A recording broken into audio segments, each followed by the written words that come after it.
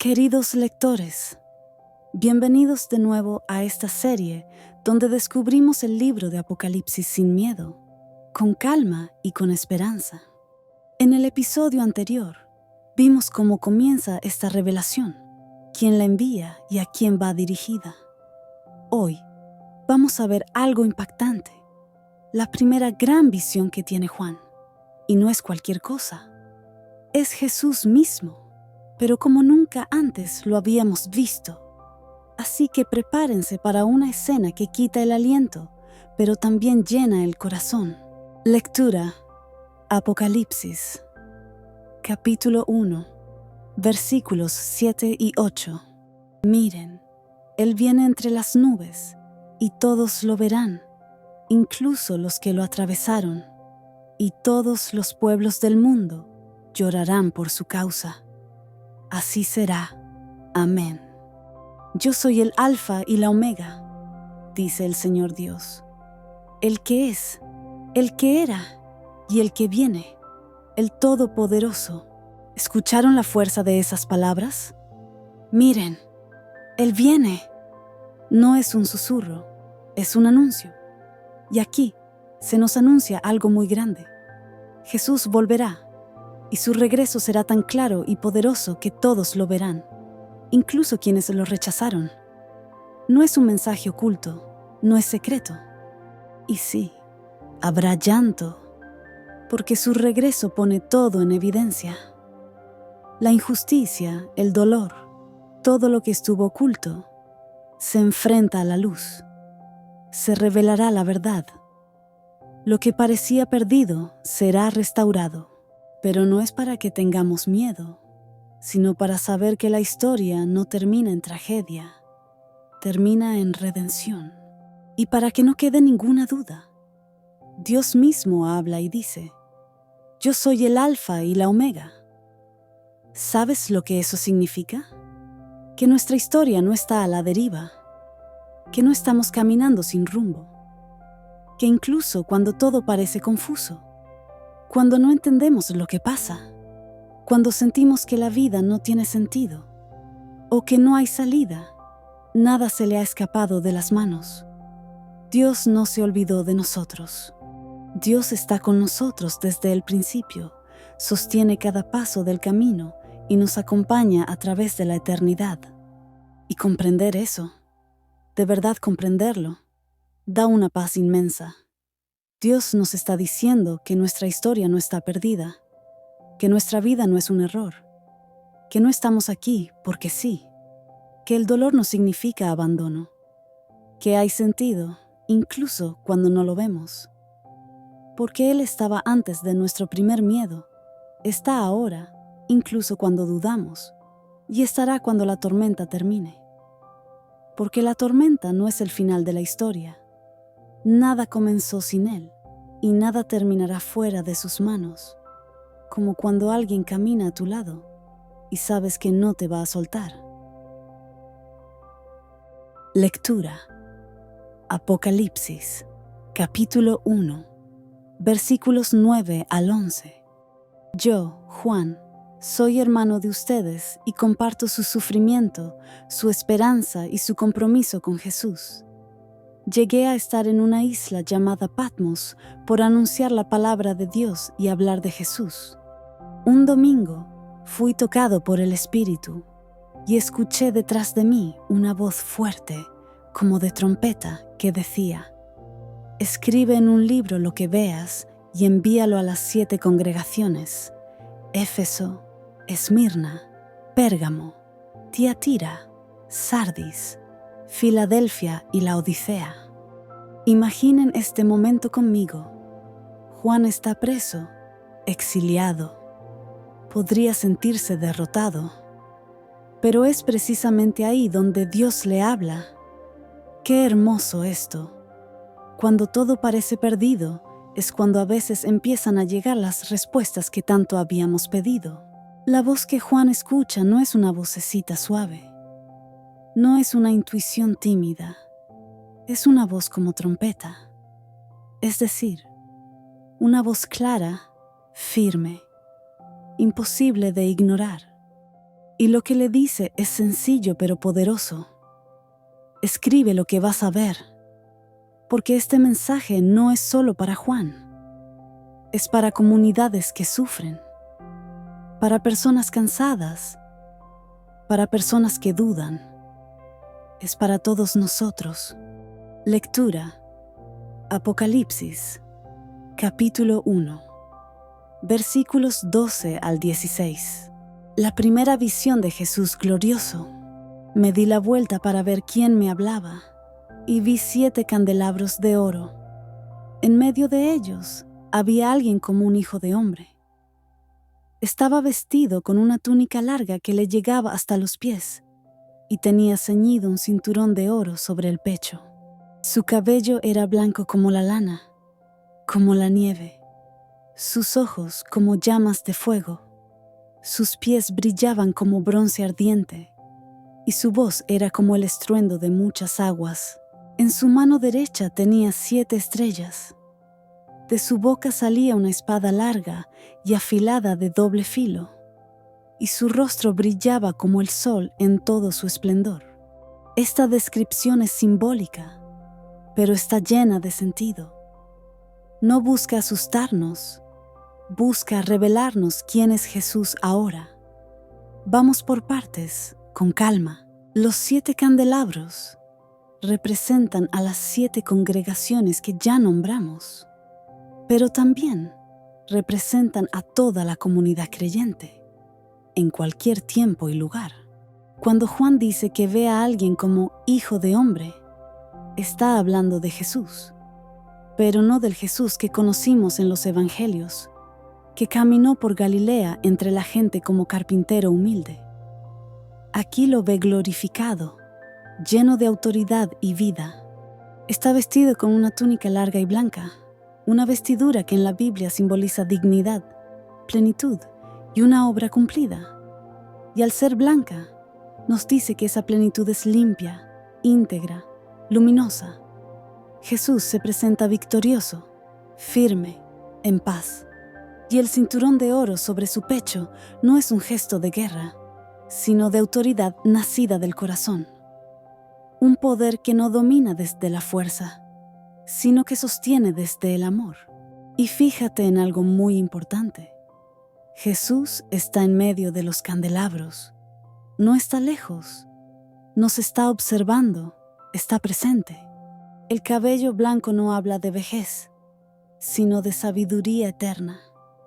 Los ojos como fuego no son para infundir terror, sino para decirnos que nada se le escapa, que todo lo ve con verdad. Los pies de bronce hablan de firmeza, de estabilidad, de alguien que no se tambalea. La voz como el estruendo de muchas aguas nos habla de una voz fuerte, viva, imposible de ignorar. La espada que sale de su boca no es violencia, es palabra.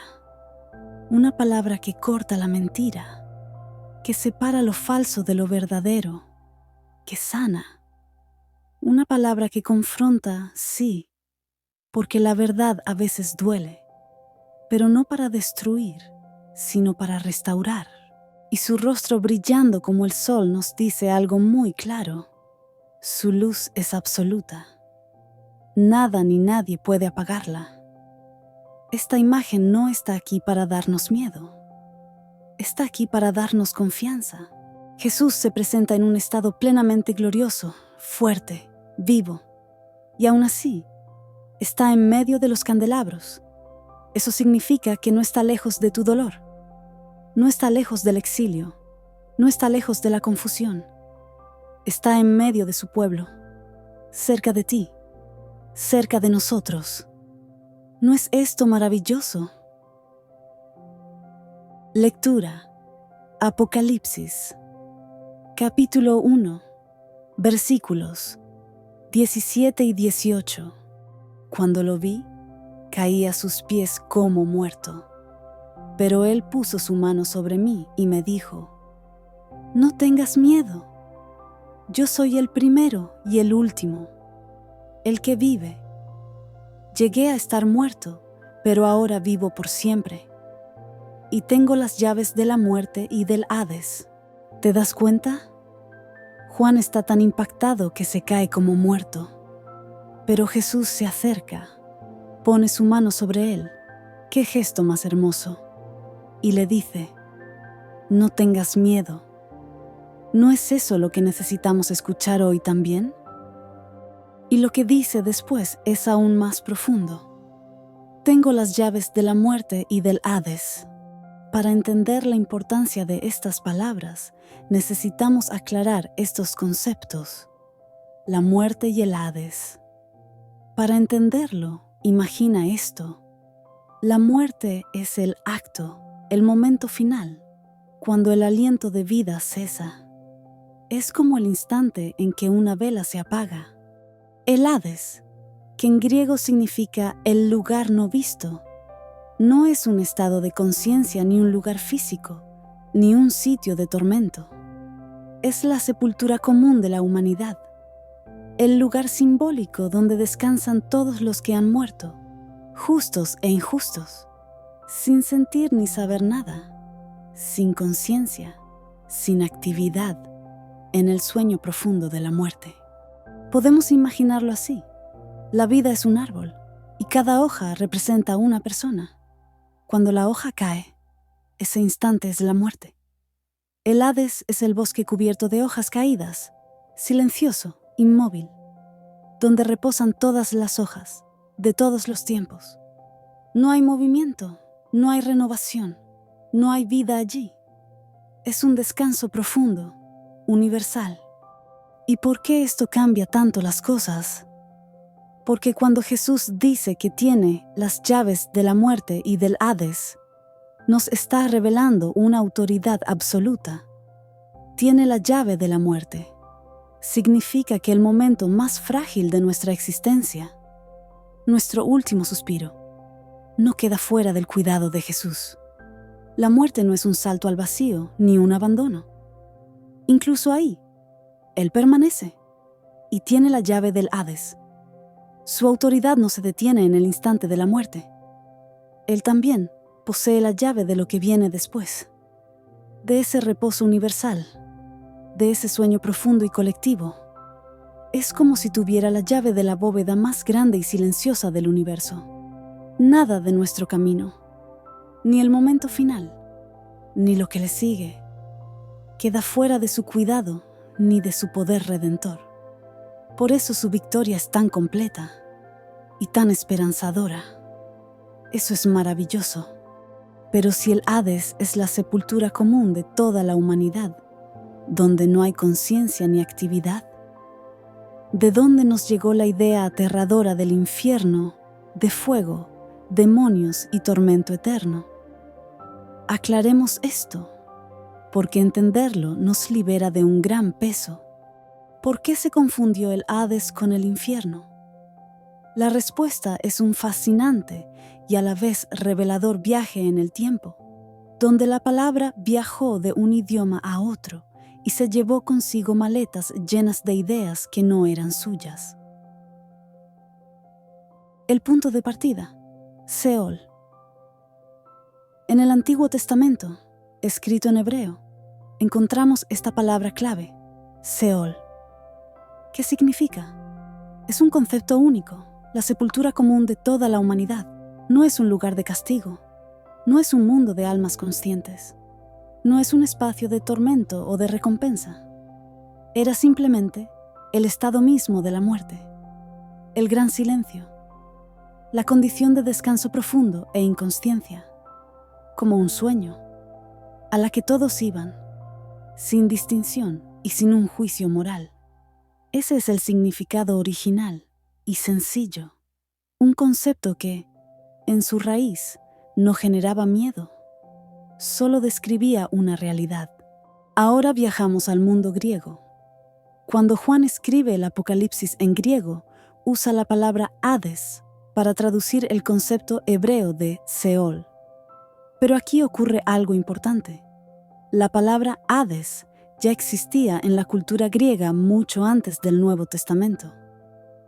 Para un griego antiguo, Hades no era solo una palabra. Era el nombre del dios del inframundo, y también el nombre de su reino. En la mitología griega, ese reino no era solo un lugar de descanso. Estaba dividido. Tenía una parte neutra, los campos de Asfódelos, un lugar gris sin castigo ni recompensa. Pero también tenía un lugar de castigo para los malvados, el Tártaro. Y aquí aparece un detalle clave. En la mente popular griega, Hades ya venía con la idea de un inframundo que podía incluir la noción de juicio y división. Pero hay un matiz crucial. Para el griego común, el Hades no era una amenaza moral cotidiana. No se usaba como herramienta de control. Era parte del paisaje mitológico. El verdadero miedo no era ir al Hades. Eso era algo natural, neutral y esperado, sino la deshonra y el olvido en vida. Desaparecer de la memoria de los vivos, no dejar nombre ni honor. El Tártaro, el lugar de castigo, era algo tan excepcional, reservado a quienes desafiaban el orden cósmico, que no generaba pánico en la gente corriente. Sin embargo, esto creó una tensión sutil. Cuando Juan usó la palabra Hades, sus lectores no podían olvidar que, en su cultura, esa palabra ya contenía en su estructura la idea de división y juicio, aunque no fuera el centro de su experiencia ni de sus miedos. Pero para entender realmente qué sentía un griego ante la muerte, hay que ir más allá de la geografía del Hades. El verdadero miedo era algo muy profundo y existencial, la pérdida de la plenitud. Estar en el Hades era dejar de crear, de amar activamente, de decidir, de crecer. Era una existencia en pausa, gris y silenciosa, una sombra de lo que era la vida. Por eso Aquiles, en la Odisea, dice una frase reveladora: preferiría ser siervo en la tierra que rey entre los muertos. No porque hubiera tormento allí abajo, sino porque la vida verdadera, con su fuerza, sus pasiones y sus acciones, ya no estaba allí. ¿Era para siempre? En el mito, sí. Pero no era una eternidad de vigilancia moral ni de castigo. Era una duración indefinida, sin propósito y sin expectativa. No había mañana, solo ser sombra. Este era el equipaje emocional y filosófico de la palabra Hades para un griego. No una cámara de tortura, sino el reino de la ausencia de vida plena. Y aquí ocurre ese choque de significados. Una palabra que en la Biblia designa la sepultura común de toda la humanidad, el estado de la muerte, un sueño profundo e inconsciente, es leída por oídos griegos que ya la asociaban a su inframundo mitológico.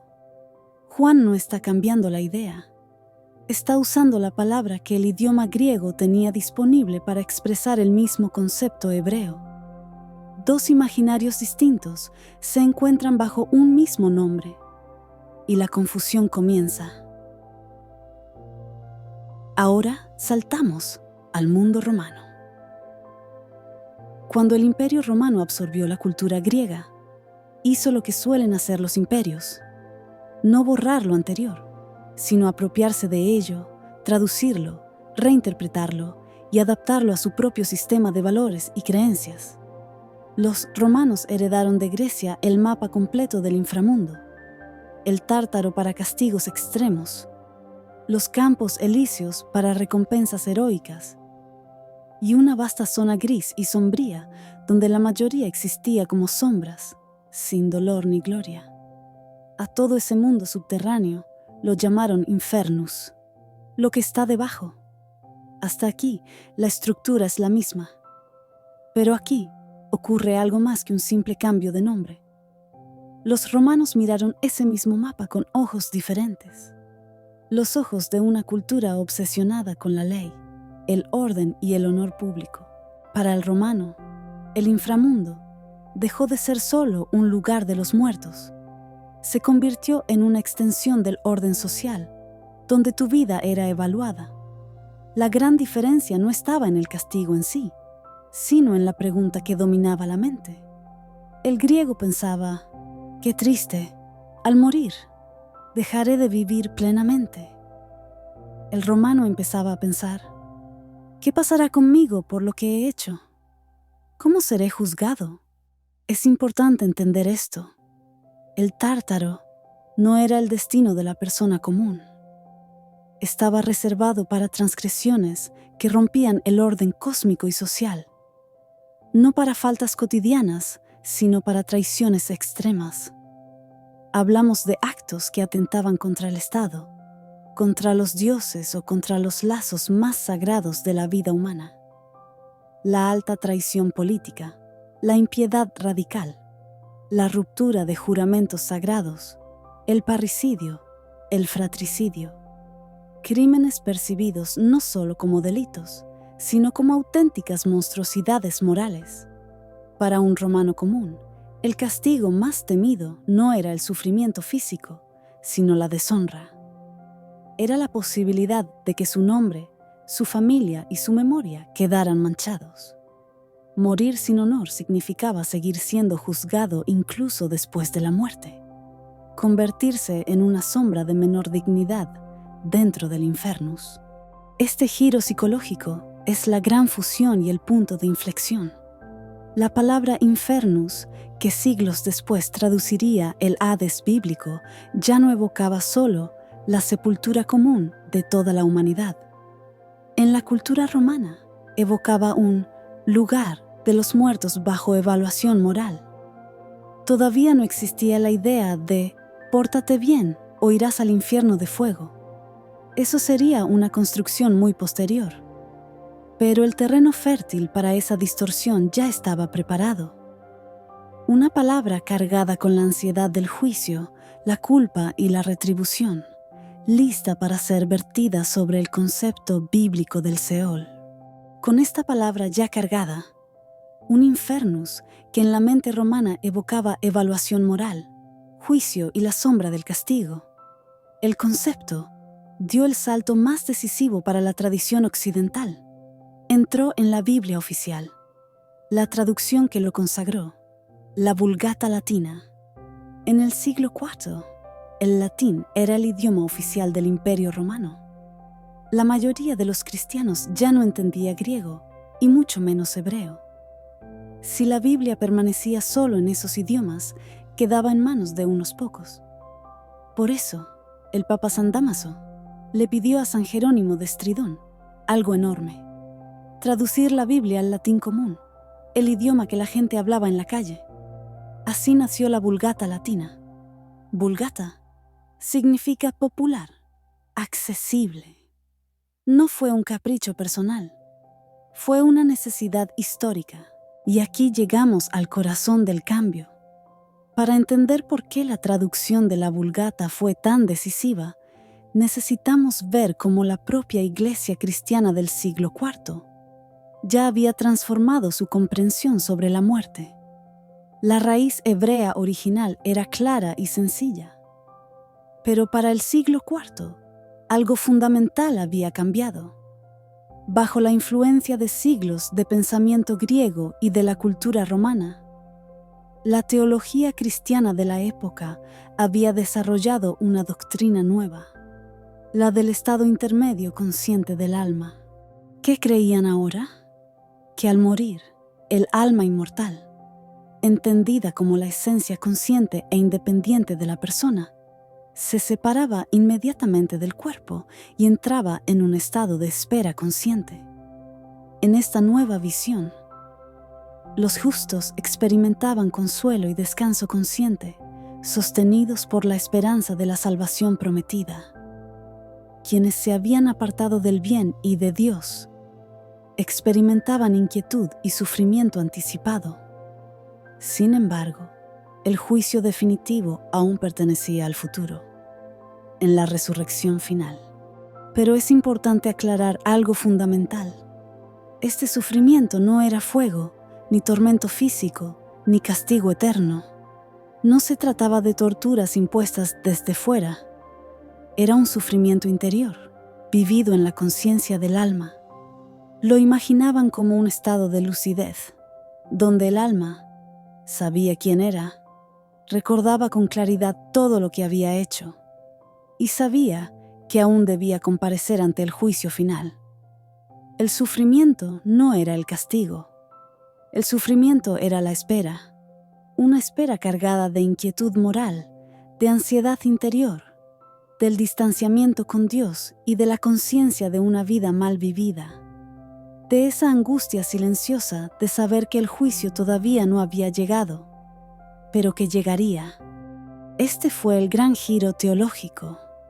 La muerte dejó de entenderse principalmente como un sueño para convertirse en un traslado inmediato a una existencia consciente de recompensa o castigo provisional. Cuando San Jerónimo, formado en esa iglesia del siglo IV, se sentó a traducir la palabra Hades del griego, su mente no vagaba por antiguos mitos. Pensaba desde la comprensión cristiana de su tiempo, un estado intermedio donde el alma, consciente, esperaba el juicio final. Al elegir la palabra latina infernus, hizo lo que cualquier traductor haría. Usó el término que su pueblo reconocía. Pero esa palabra nunca fue neutra, aunque la Iglesia la interpretaba dentro de su nuevo marco teológico. Para la mayoría de los oyentes romanos, infernus seguía cargando el peso de su antigua historia. Un mundo subterráneo asociado al juicio, a la evaluación moral y a la retribución. Así, sin quererlo, se tendió un puente silencioso pero peligroso, el Hades bíblico, que traducía el sencillo Seol, comenzó a leerse a través de un lenguaje saturado de significados ajenos. Se abrió una tensión profunda entre lo que la teología intentaba enseñar y lo que la palabra, por su propia memoria cultural, despertaba en la imaginación del pueblo. Y fue precisamente en ese espacio, entre la intención y la interpretación, donde con el paso de los siglos comenzó a crecer la gran confusión. Al quedar fijada en la Biblia oficial de la Iglesia Occidental, esa palabra no solo se leyó, se repitió, se escuchó, se interiorizó. Durante más de 1000 años, infernus fue la palabra con la que Occidente aprendió a imaginar la muerte. Así cerramos la etapa de la Vulgata y entramos ahora en el verdadero punto de quiebre, porque hasta ese momento no existía todavía una doctrina clara y universal de un infierno de tortura con fuego eterno. La pregunta es inevitable. ¿Cómo empezó a formarse esa imagen tan precisa, tan aterradora, tan persistente? No fue una sola causa. Fue una construcción lenta, sostenida y profundamente humana. Primero, los sermones. El miedo como forma de dominio. A lo largo de la historia, muchos líderes religiosos descubrieron algo esencial. El miedo es más eficaz que el amor para controlar conductas. El miedo ha sido, y sigue siendo, una de las herramientas más eficaces de control espiritual y social. No todos los líderes, pero sí una gran parte a lo largo de la historia. El mecanismo psicológico es claro. El miedo paraliza. El miedo infantiliza. El miedo vuelve dependiente. Cuando alguien cree que su salvación depende de someter su conciencia a una autoridad que sabe más, el pensamiento crítico se apaga. El mensaje era claro. Cuestionar, dudar o desviarse podía tener consecuencias irreversibles. Este mecanismo no buscaba solo corregir almas, buscaba someter conciencias. Y cuando el miedo se predica durante generaciones, termina normalizándose como verdad. Figuras como San Vicente Ferrer, en la Edad Media, describían el infierno con un realismo tan extremo que las personas rompían en llanto, se desmayaban, incluso entraban en convulsiones. El mensaje no era abstracto, era visceral, sensorial. Y cuando una imagen se repite durante siglos, termina grabándose en la psique colectiva. Eso no es solo historia, sigue ocurriendo hoy. Segundo, El arte religioso, cuando el pincel superó a la teología. Para una población mayormente analfabeta, las catedrales se transformaron en verdaderos relatos visuales del miedo. Lo que no se leía, se veía, y lo que se veía, se creía. El mensaje no estaba en los libros, sino en las paredes, los vitrales, los altares. Imagina a un campesino del siglo XIII entrando a una iglesia medieval. Allí, en el pórtico, veía esculpido el juicio final. Demonios con horcas arrastrando almas, cuerpos retorciéndose en llamas, ángeles con espadas flamígeras. La Biblia recurre a imágenes simbólicas, como el fuego, para expresar ideas de juicio o purificación. Pero cuando ese lenguaje pasó del texto a la imagen, lo simbólico se volvió literal, y ante los ojos del creyente, tomó la forma de una tortura física explícita y eterna. El arte no ilustraba la Biblia, la traducía al lenguaje del miedo. Y cuando una imagen se graba en la mente, desde la infancia o en cualquier etapa donde no hay herramientas para interpretar, deja de ser una metáfora y se convierte en una memoria. El infierno ya no era algo en lo que se creía, era algo que se había visto. Tercero, y entonces aparece Dante Alighieri con la Divina Comedia. Pero su infierno no nace de un frío estudio teológico, nace de una herida personal. Dante escribe desde el exilio, la herida, la humillación y la rabia moral.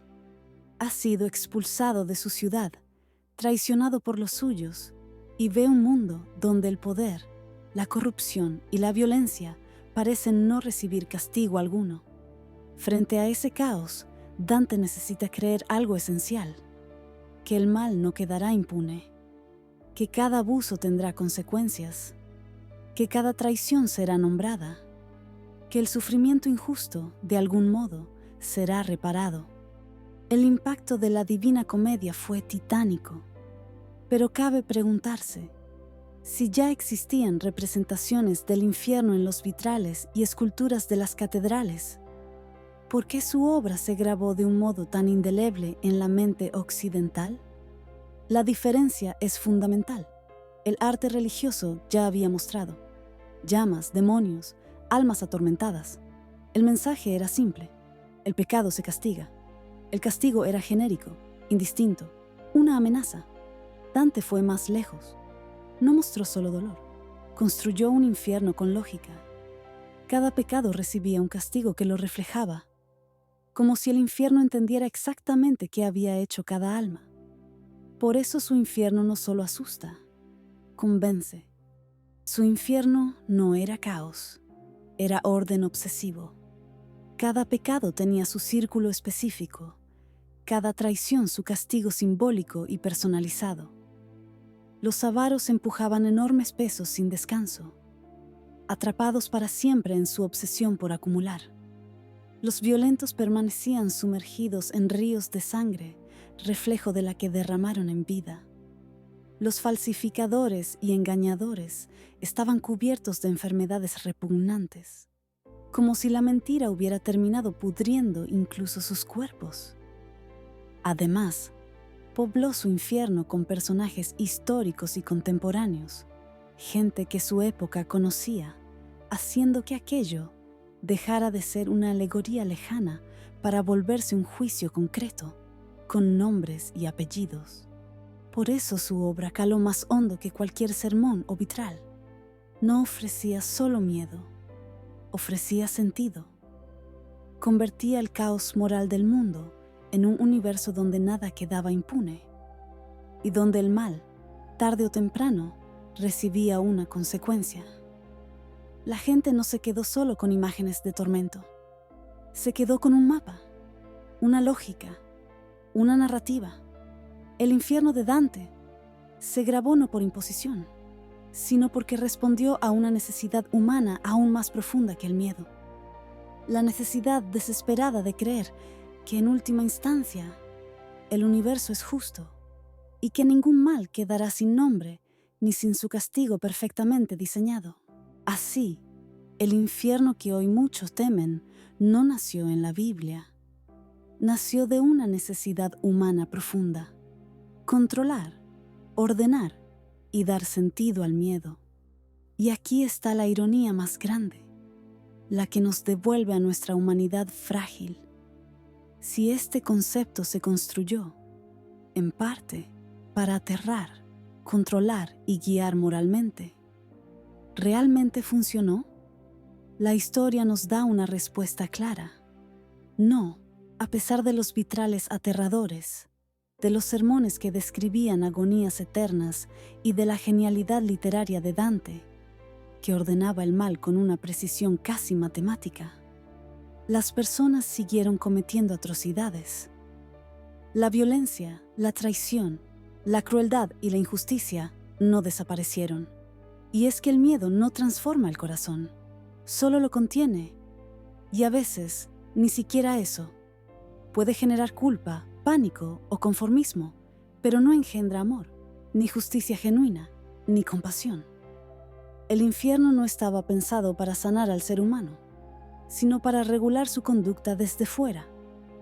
Y ahí está su límite.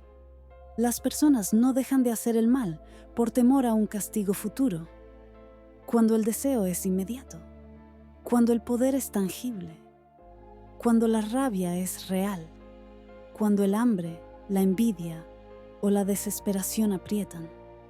El miedo a lo que nos puede pasar en el futuro pierde fuerza frente a emociones que nos invaden en el presente. Entonces, al final de este largo viaje, volvemos al punto de partida, con una revelación profunda. Toda esta arquitectura del terror, desde el Infernus romano hasta los círculos de Dante, no logró crear un mundo mejor. Todo lo contrario, logró oscurecer durante siglos un mensaje mucho más simple y transformador. El mensaje que Juan escuchó en su visión no era una amenaza, era un consuelo. No tengan miedo, yo tengo las llaves de la muerte. Y la gran tragedia es que por miedo al infierno, muchos dejaron de escuchar la palabra que podía liberarlos de todos los miedos.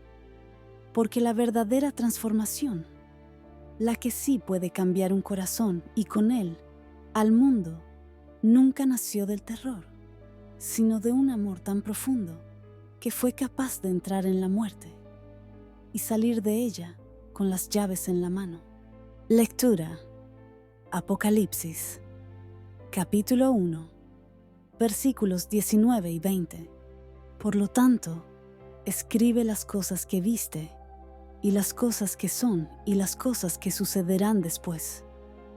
En cuanto al secreto sagrado de las 7 estrellas que has visto sobre mi mano derecha, y de los 7 candelabros de oro. Las 7 estrellas son los ángeles de las 7 congregaciones, y los 7 candelabros significan 7 congregaciones. Vamos a ver lo que significa, porque es hermoso. Los candelabros representan a la comunidad, al pueblo, a la congregación entera. La luz, en esta visión, no nace del individuo aislado, nace de la unión. Un solo candelabro no ilumina el mundo, pero varios, juntos, vencen la oscuridad. Porque en esta visión, la luz no es yo. La luz es nosotros. Somos todos. Ahora, cuando habla de las 7 estrellas, aunque menciona a ángeles, no se refiere a ángeles del cielo con alas. La palabra que se usa significa mensajeros, y en este contexto son los discípulos, los que predican, los que enseñan, los que cuidan, animan y guían a la comunidad, los que transmiten el mensaje de Dios y de Jesús. Son personas humanas, con miedo, cansancio, dudas y responsabilidad. ¿Y por qué Jesús los sostiene en su mano? Aquí viene lo esencial. Jesús no los sostiene porque sean débiles como personas. Los sostiene porque la misión no les pertenece. Eso significa algo enorme. No actúan por cuenta propia. No hablan desde su ego, no cargan solos la responsabilidad, no son dueños del mensaje. Jesús les está diciendo simbólicamente: lo que dices no nace de ti. Yo te sostengo, yo te respaldo, yo me hago responsable. Eso cambia completamente la imagen, porque los verdaderos mensajeros de Jesús siempre van a actuar imitando las cualidades de Él.